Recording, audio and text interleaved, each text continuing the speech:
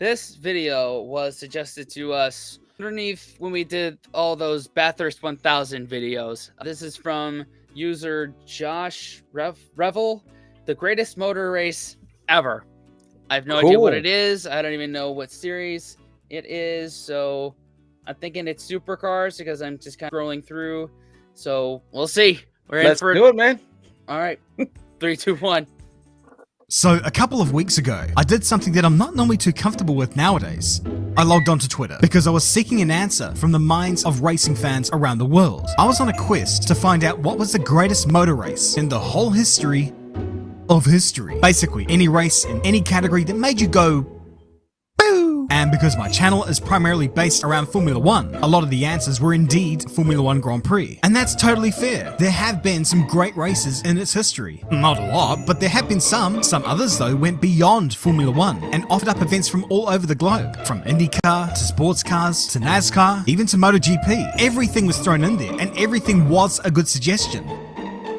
Nearly. But there were quite a lot of people suggesting one particular race that was none of those things. And it was one that I wholeheartedly agreed with. It was a story of never giving up, of pure madness, of brilliance. It was a race that went on for 8 hours, with a result that absolutely no one saw coming. Not even the people who won it. And don't let that 8-hour detail put you off, because this race had everything. So kick back for a moment, because I'm about to tell you the story of the greatest motor race of all time. What? Wow. Going on Twitter and trying to get everybody to agree on what's the greatest of one thing.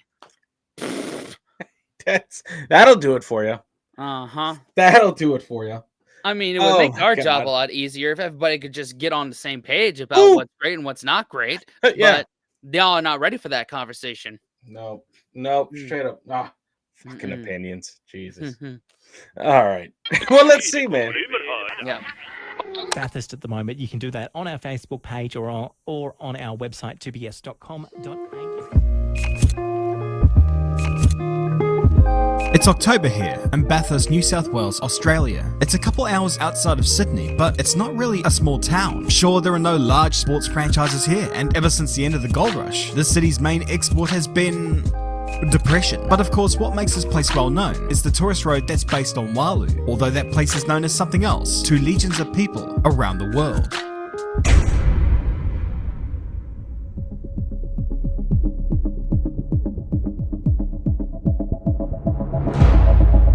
Mount Panorama. The twists and bends in this place have etched it into the history of motor racing. A cultural icon in Australia, the challenges this place presents make it a favourite amongst drivers, and highly regarded as one of the best racetracks in the world. The trek across the top of the mountain is electric, all the way from the cutting right down to Forest Elbow. The elevation changes are huge, the corners challenging, the speed crazy, and the consequences? Well...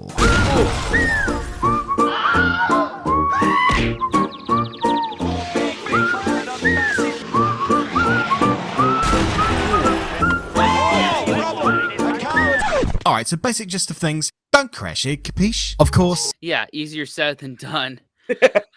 Got it. I love how he put like funny music underneath the crashes as opposed to intensity. Yeah. That just made it a lot funnier to me. Oh yeah. It's something that is very fresh. I like that. I like that. It's so different than what we're used to. Heck yeah. Because all of this is a public road, this beast of a racetrack is only available 6 weekends in a year. So whatever events are run here are special. The most special out of the bunch is the Bathurst 1000. The 1000 referring to the kilometers run in the race, and the Bathurst referring to where the track is at. Oh! Now I get it! This race always throws up something good. And it's not run with open wheelers or GT cars or stock cars or whatever. It's run with these things.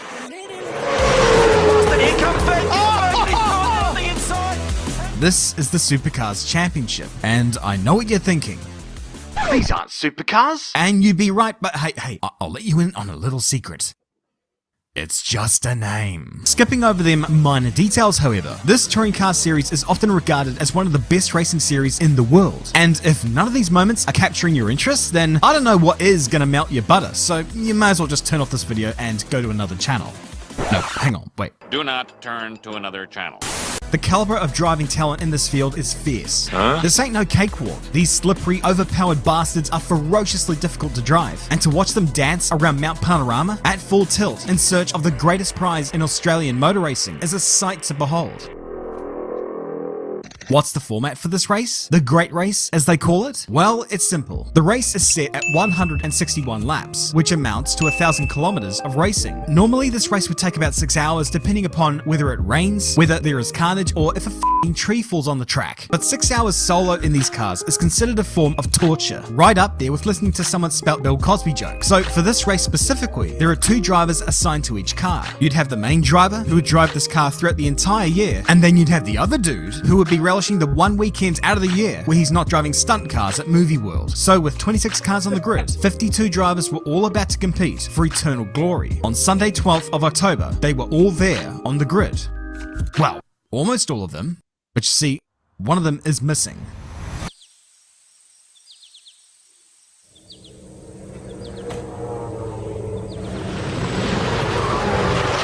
It's at this point where you know that something has gone catastrophically wrong. On Saturday morning practice, the brakes on the number 2 Holden Racing Team Commodore had failed. With Warren Luff at the wheel, he slammed into another car and threw them both into the barriers. The damage to the red machine was substantial, so even though they had a day to repair it, this crash knocked them out of the race before it even began. This was no doubt annoying to the car's main driver, Garth Tander. Tander had won this race previously 3 times, but he also knows what this mountain is like when it doesn't like you back. But hey, at least the other car would not be starting the race either, right? Well, you would think that, but that car belonged to the Red Bull Racing crew, and they are the benchmark of the field. And it is just as well they repaired it, because that was the 888 car, which was driven by arguably the most popular man on the grid, the one and only Craig Lowndes. Lowndes is a legend of Australian motorsport, and from 1996 to 2018, he won this race 7 times, and would twice win it with Stephen Richards, who he just so happened to be partnering up with that weekend. They were one of the favourites heading into the weekend, but probably not the favourite. Instead, the favourite was probably the man in the other Red Bull car, the number 1 car, the defending Supercars champion, Jamie Whincup. This dude was meticulous. He was dominant. Perhaps more fittingly, he was just f***ing fast. Whincup was on course to win the Supercars championship for the 6th time, and was already a 4-time winner of the Bathurst 1000, last winning it with Paul Dumbrell, and they would pair up again to win it all this weekend. They would be doing it the hard way though, since Whincup made the noble mistake of crashing out in qualifying. This on-the-go automotive plastic surgery brought out the red flag, and his best time was deleted. And because he couldn't set another time, it put him right down to the back of the grid. But of course, that's no biggie. You don't have to be first in qualifying to win this race. And he wasn't the only one to butcher his qualifying either. The number 55 car of David Reynolds and resident Lord Voldemort, Dean Canto, had also crashed in qualifying. And behind both of them, stone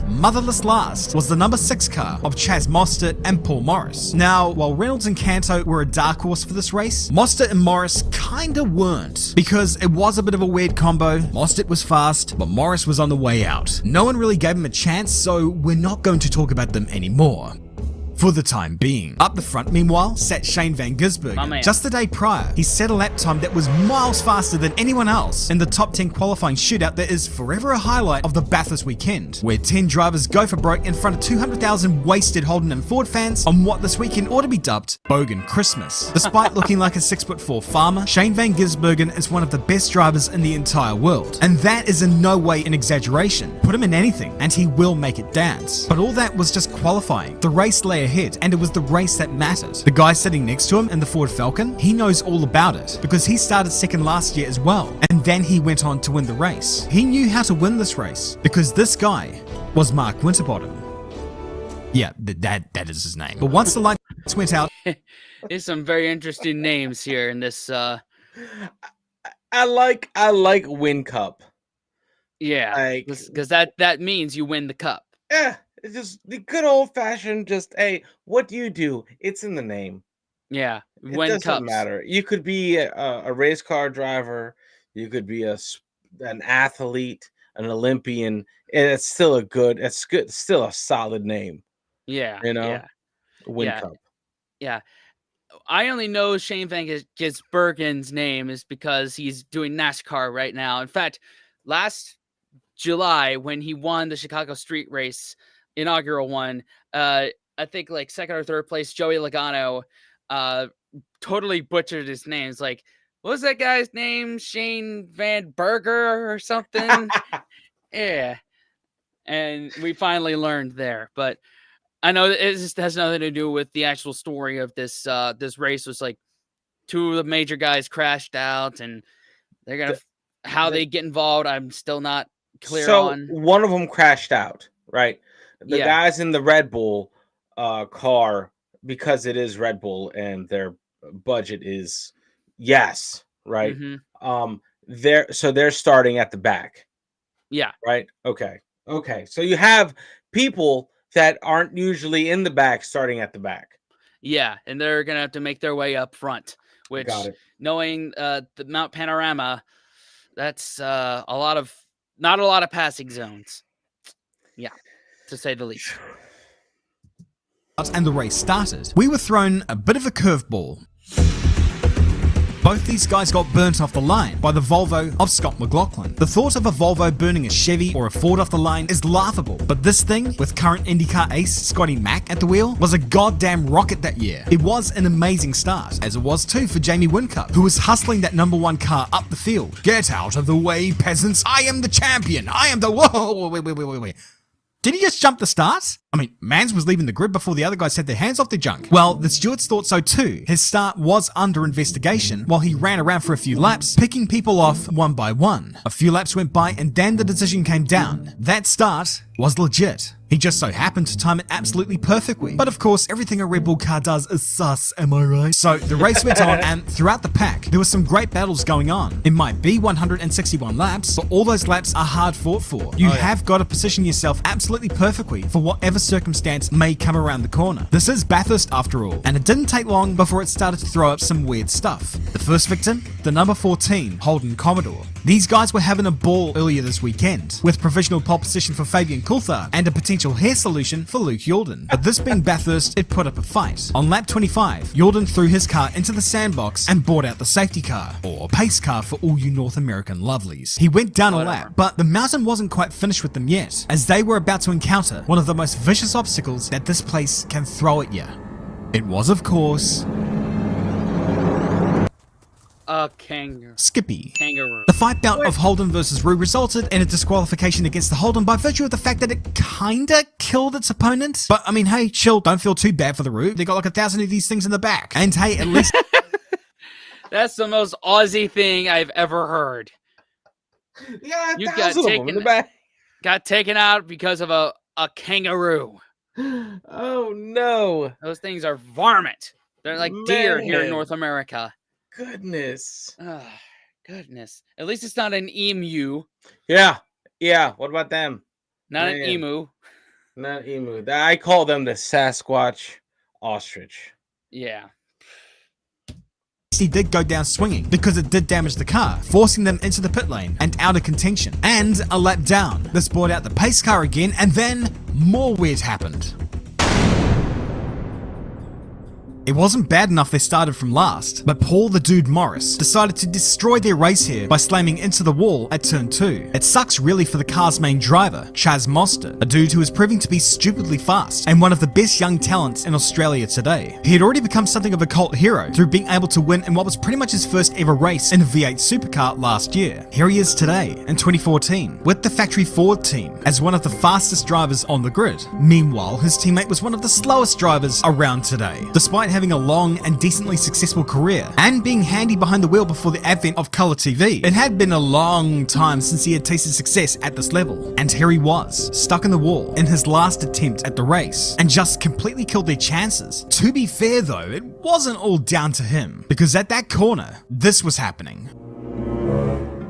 The track was being torn up by the cars, and by the heat that day, because, I mean, this is Australia after all. But then things got weirder, because for some ungodly reason, while still under safety car conditions, Dale Wood in the number 21 car was now stopped at the top of the mountain with the car that was about 3 yards shorter than what it started out as. Must have been a big ass kangaroo to pull that stuff, unless it wasn't a kangaroo. Maybe he had done something stupid like, I don't know, slam into the back of his own teammate. Needless to say, this threw him out of the race, leaving him stranded at the top of the mountain amongst some of the more interesting folk of supercars lore. Elsewhere on the circuit, the Man, that right there.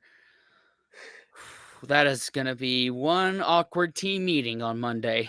Well, I thought this was happening on Monday because it sounds like everyone's having a Monday. Yeah. My God. Medical car heard this and shed its lights as a mark of respect, or maybe as an act of protest for what was to lay ahead. The race got back underway and we were up and running, but not for long. For the second time today, the 360 Nissan was buried in the wall at turn 2. Yeah, I said the second time. The first time it happened was 30 laps ago, when Cam Waters went into the corner and thought, nah, you could take an early shower, mate. That had already damaged their car badly, and now they'd done it all over again. Of course, it sucked for the car's regular driver, James Moffat, but it also sucked for the person in the car at the time, Taz Douglas. He was a quick dude, but could just never land a seat in the sport, and had just recovered from Burkitt lymphoma a couple of years prior. This just added another shattered dream for him, and with the damage to the car, that was pretty much game over. Ditto too for Scott Pye, who decided to tear half his car off going through turn 2. The pace car was out again, which gave ample time for them to repair their cars, sort of, and to clean the racetrack too, where it seemed as though they either drafted in Chase Carey or the bastard love child of Lee Marvin and a bottle of Jack Daniels to pick bits of Datsun off the track. By now, however, it was clear that the surface of the track which was causing these accidents was bad, like 1984 Dallas Grand Prix bad. So they had a choice. They could just let the drivers soldier on and just deal with it, like real drivers and all that other macho bull. Or they could do what they eventually elected to do and stop the race. This was only the third time in the history of Bathurst that the race had been red flagged. Although, unlike the first 2 times, this race would get underway again. But this business of repairing the road would not be a quick fix. It would be over an hour before all this would be resolved. In which time, the teams set to work on repairing their cars, modifying the cars, doing some taping and other mafia things to their cars, all while the clock ticked away so that they would be ready for the restart. Eventually, the quick solution was done, the pace car set off, and the race was about to resume. Wow, that's a completely different rule from NASCAR. Of if the race is under red flag conditions, you cannot do anything to your car. You can't repair it. You can't, move it. You basically are stuck. But I guess this must have been an extreme situation, so that's probably why they let them, repair their cars. Yeah, I mean, because remember, at the end of the day, it all comes down to the fans that have paid to see a good race, right? Mm-hmm. It's all about reinvesting in the sport, in this moment. So, yeah, if that means that hour downtime, drivers can actually extend the life of said vehicles and keep them in the race, viewership is probably still going to be maintained. I'm thinking as someone from the outside. I don't know if that has any credence, but you want to see shit like that. You want to see MacGyver shit like that, I feel like. Right. It'll give more time for the Bogans, aka the Australian rednecks, to have more beer. Yeah. And this race is already a Monday in it, as you like to say. Yeah. So I guess they just needed to. I would be like, calm down here. Who used the most duct tape? Yes, he is my number one now. Yeah, that's who you're pulling for. Yeah, man. All right, man. Sure, the order was jumbled up thanks to pit stops and lap cars and other bits of witchcraft, but the race would get back underway for about 3 seconds. Problem for Stephen Johnson rotated now. Could this day get any worse? Get any worse? Nah, not for him. He was out of the race. That's about as bad as you can get. For some others, though, it could get worse. Take the number 1 of Jamie Whincup, for example. Sure, the opening laps were unbelievable. Some of the best drives that this mountain had ever seen. But then his mind went blah blah and cannoned into the side of Todd Kelly's Nissan and would send him to the pit lane with damage. All of this put Whincup a lap down. The only cream of comfort they had was that they knew there would be another pace car, and that when that happened, they were gonna get their lap back. So no real panic, but they were going to require some luck. Oh, black flag car 1. Well, that doesn't help. Meanwhile, up the front, the likes of McLaughlin and Van Gisbergen are establishing themselves as the favourites. But some others were doing well. Voldemort was doing a stirring job in the Bottle O Falcon, and the number 5 entrant of Winterbottom and Steve Owen is keeping touch, as was the 888 of Craig Lowndes. The 222 of Nick Percat and Oliver Gavin are doing good too, way out driving the machinery they were in. The number 16 car of Scott Pye and Ash Walsh was somehow keeping in there, with a car that was held together with sticky tape and the mortgages of half the crew. And 1 lap later, there was even more missing off the car.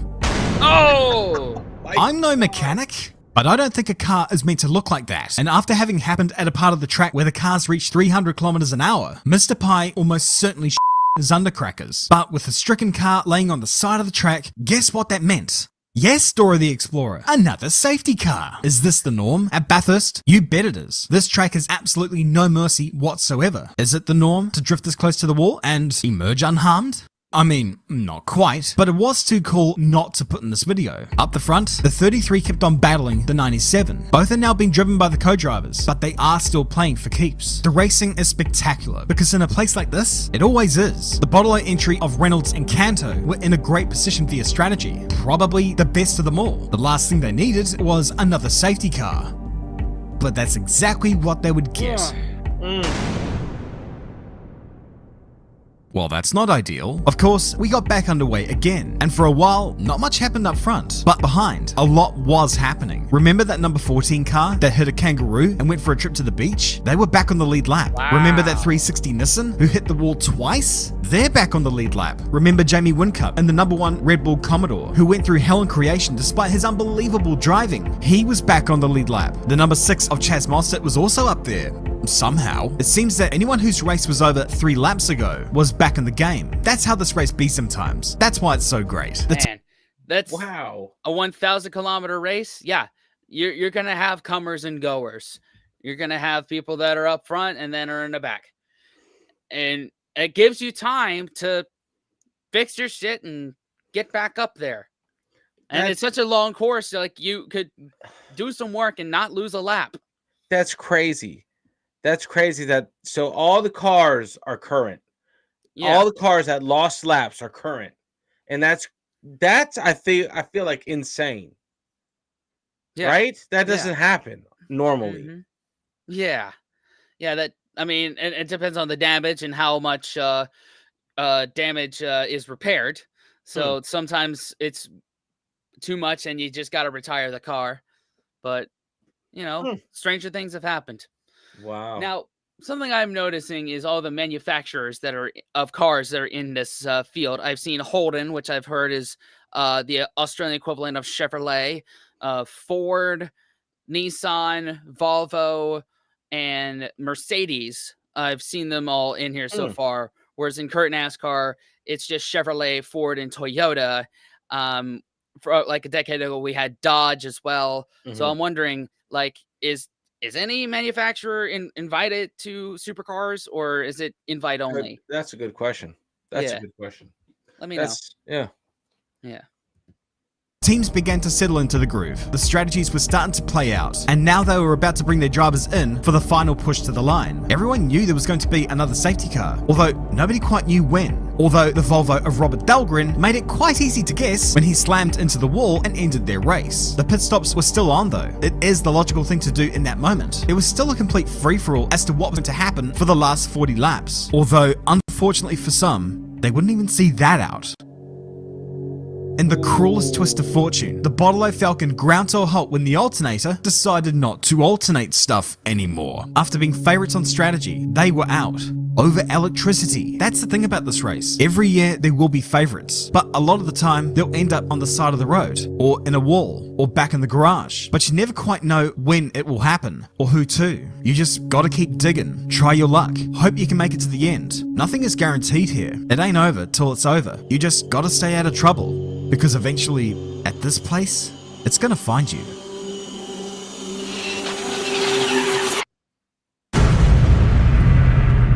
Oh shit. After dominating the race early on, Scott McLaughlin crashed into the wall with 40 laps to go, running wide onto the marbles and crashing into the same place that his teammate did. He was out there because Shane Van Gisbergen was beginning to charge, and when the race resumed after safety car 509, he continued to do so. He was passing with authority, and it seemed that now he was odds-on favourite to win. There was still quite a lot to play out, but he was a freaking rocket out there. He climbed past all of them and was now leading the race. Down the pack, meanwhile, everything was happening. There were drivers being told to save fuel. There were drivers being told to go for broke. There was jostling for position everywhere, and everyone wanted a shot. There was still one more pit stop left for everyone, pace car or not. Paul Dumbrell almost binned car number 1, and James Moffat almost minced car 360 as well. The battle was heating up, and everyone wanted a piece. Although some people were perhaps a little bit too vigorous. Slower than his best time. Oh, no. Something inside. This is a massive shot the turn. Oh my God. You don't enter 3 wide into a corner like that. You Oh just my don't do that. God. Wow. And we've got only like 30 laps to go in this thing. Like, can you not ride it out? That's God. crazy. That's Ugh. crazy. That just makes me sad. If it had worked, he would have been a genius. But when does that work? Never. No, rarely. Almost never. Yeah.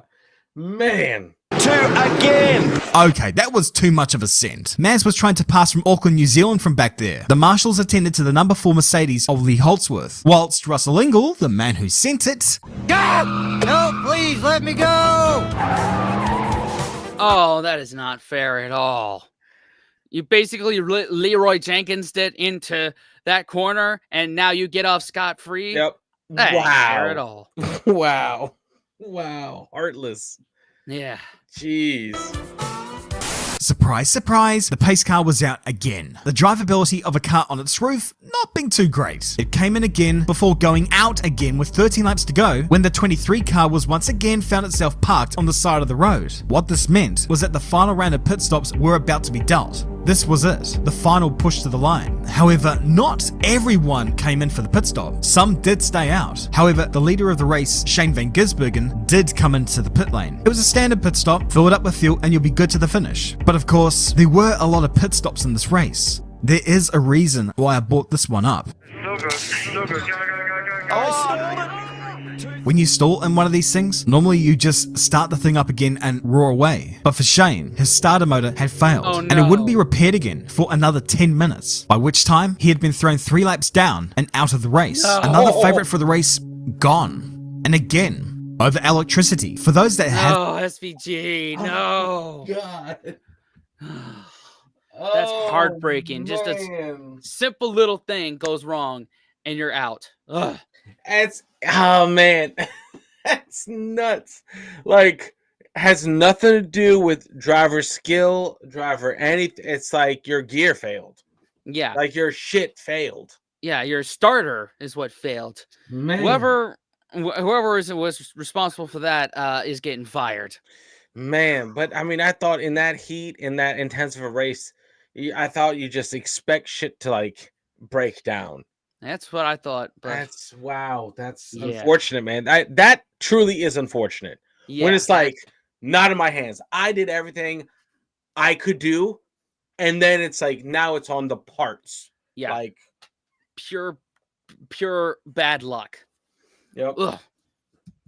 and survived for now. It was getting interesting. When the race resumed, it was Winterbottom leading Whincup. But how the hell did that happen? Wasn't Whincup leading Winter? Oh, I see. Well, that was freaking random. And a complete bottle job. This ain't no time for beach shenanigans, you freaking melt. Actually, now's a good time to talk about these two guys. Not only did they not make a pit stop, but for a while now, they had been intense rivals. They battled for victory last year. They locked horns at stages this year. And now here they are, 8 laps from the end, and eternal glory at stake. They were now ahead of Lowndes and Mostert, both of whom did make a pit stop. But pit stop or not, they were all racing hard. Everywhere they would go, they would be right out sideways. There was everything to play for, and heading into the last corner on that lap, Whincup dived down the inside and took the lead from Winterbottom. There's absolutely nothing in it. Any one of these guys can win, just so long as they can keep themselves composed.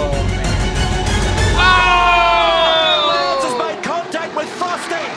They did not. The spin ruined the race for Winterbottom and Lowndes. Frosty went down the pack and began to conserve fuel just to make it to the line, whilst Lowndes received a drive-through penalty for trying to send Frosty into the shadow realm. 2 more crowd favourites taken out of the race in the blink of an eye, which meant that up front, it was Whincup leading from Mostert. And the fact that this was happening was nothing short of incredible. These 2 guys had started the race from the very back of the grid. One had been in the wall, one had been a lap down, and yet here they were, battling for victory. Wow. Or at least it seemed that way. Whincup began to etch out a bit of a gap, because, I mean, he is the class of the field. It was kind of like watching Max Verstappen nowadays, watching a Red Bull car shrink into the distance and knowing that there was little hope in pursuing them. With 3 laps to go, they were home and dry. Whincup and Dumbrell were almost a lock for Bathurst glory in 2014. And then a question began to emerge.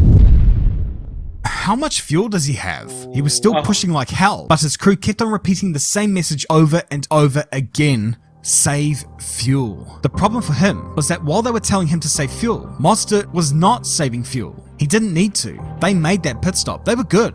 Whincup did not. And Mozzie was starting to draw closer and closer and closer. Whincup continued to ignore calls from the pits, begging him to save fuel. They relayed to him that with this pace, they were not going to make it to the finish. Shit. With a lap and a half left, Whincup only had 1 lap of fuel left, and the gap was getting visibly narrower. Oh no. When they started lap 161, Mostert was right there. Oh my god, are they? Oh shit. The last lap, the 8th hour of the Bathurst 1000, and this is what it came down to. The kid versus the goat. There is no greater challenge, but he didn't care. A win was right there for the taking, and he was all over the reigning champion. Up and down the mountain, he looked everywhere he could, while Whincup desperately tried to save as much fuel as he could. The crowd were on their feet and on edge. Holden versus Ford, the age-old rivalry. Heading down the hill, Mostert only needed 1 chance. Oh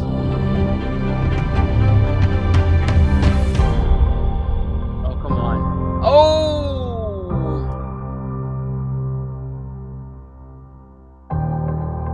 What a drive. What a f***ing drive. This was a race for the ages. For Mostert, it was one of the great Bathurst drives. And for Paul Morris, to win on his 22nd and last attempt at the great race, to win it all was a complete fairy tale. They crossed the line to win the 2014 Bathurst 1000. And wow, what? Is that the 360 Nissan finishing in 2nd place? The car that got whacked twice and went down a Wow. lap? They finished 2nd? Yes, they did. Thanks to Whincup completely running out of fuel before the end of the lap. He lost positions to the 360 Nissan, the 222 Holden, and the number 9 Mercedes. Whincup crossed the line to take position 5, although that was little consolation for his co-driver. What do you want from me? Ooh, what do you want from me? Ooh, you know it's been tough for me, it's like I'm in agony. But for however much he was mocked for this, the reality was this. Had he saved enough to make it to the end, he likely wouldn't have won anyway. By doing this, at least they had a fighting chance. There's a term they have for that. It's, racing. Yeah. And ultimately, this race had that in spades. To come from last on the grid, to be buried in the tyre wall, to then drag their car back into contention, to compete against and beat the best in the business in what is the great race, is something almost out of a Hollywood script. For Chaz Mostert, it brought about the arrival of a truly amazing talent. For Paul Morris, it was a fitting end to it all. After 22 years of pain, he finally got his dub on his final attempt at the mountain. Oh my they God. only led 1 lap, but it was the one that counted most. And then you think about the story of Moffat and Douglas, buried in the wall twice, yet never gave up. And they finished 2nd despite missing half their car. And the 222 of Nick Percat and Oliver Gavin to finish 3rd in that machinery was stellar as well. It's hard to put this race into words really, because it kind of had everything. I mean, this is racing. This is stuff we love to see. In my humble up opinion, this is, without question or shadow of doubt, the greatest motor race of all time. Or at the very least, it was better than Spa 2021. Although that's a low freaking bar. Oh man, it's definitely better than that one. Better than 2013 Daytona 500. There's a lot we could list, but this was a hell of a story. A hell of a race. A lot of come from behind. A lot of There's a lot of what the fuckery going on. A lot of never giving up, despite it being a Monday.